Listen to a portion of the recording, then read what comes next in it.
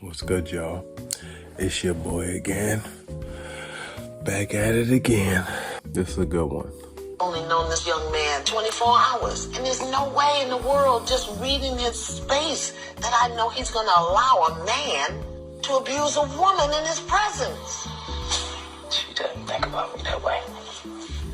She doesn't. Well, because I just saw him playing basketball and going on dates together. So what? Mind your business.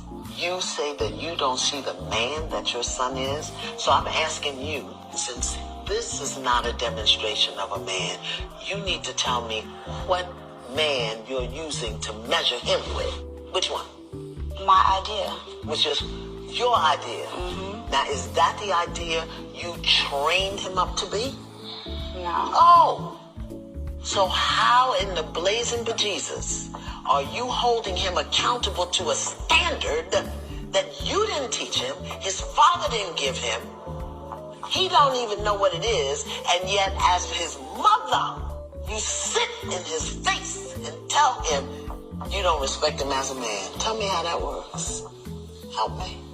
Like I said, it was events. It wasn't just... I'm talking about... It's also how he treats me. Yeah, but... Hello. You see, you are a provocative victim.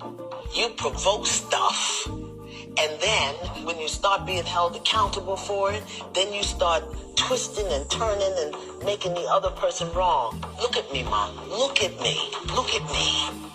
You just sat here and told your son who ain't got a needle in his arm, who I'm assuming pays his own rent. He's married to a registered nurse. He's got 3 baby boys. And you just sat here in his face and said, I don't respect him as a man. Mm-hmm. And you don't think to consider what that does to his heart, to his soul, to his spirit.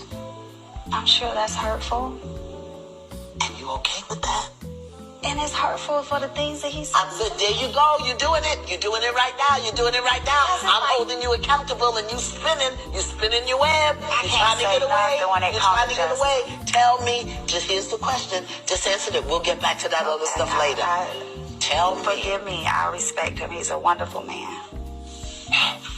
Do you understand that your mouth, your voice, your words are connected to the coils in his heart, to the valves in his heart? He can't help but love you.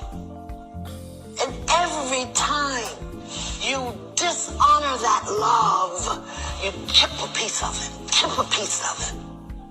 This is why in our culture as black people, when the boys turn a certain age, the men come and get him and take him away from the mother because she can emotionally manipulate him. But since we don't live in our culture no more, we say what we want to say, do what we want to say. We tear our men down and then wonder why they don't make good husbands and fathers. Mothers destroy sons. His mother can speak to him in certain ways that destroy him in ways that can never be repaired. I hope y'all listen to those words. Real talk.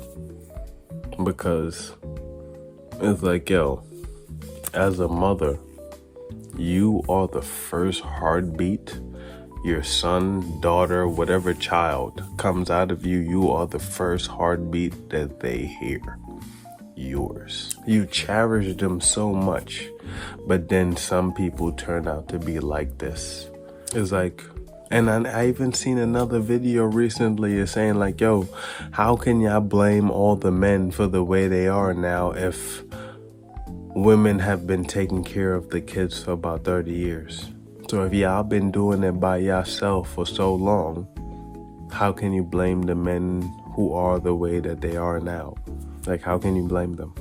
There's not really much I can really say on this. Like, she said it all. Like, y'all are the ones. We here for y'all. If you believe in strictly scientific terminologies, we started from 2 women. So if you want to point a blame, look in the mirror.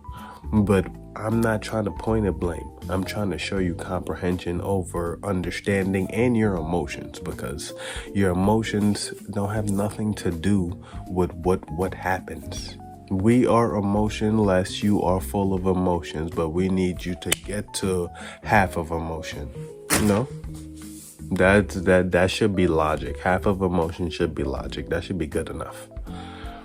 If we get you there, then we should be cool. But at the same time, you don't want to be told what to do. How are we gonna get over that hurdle? No clue.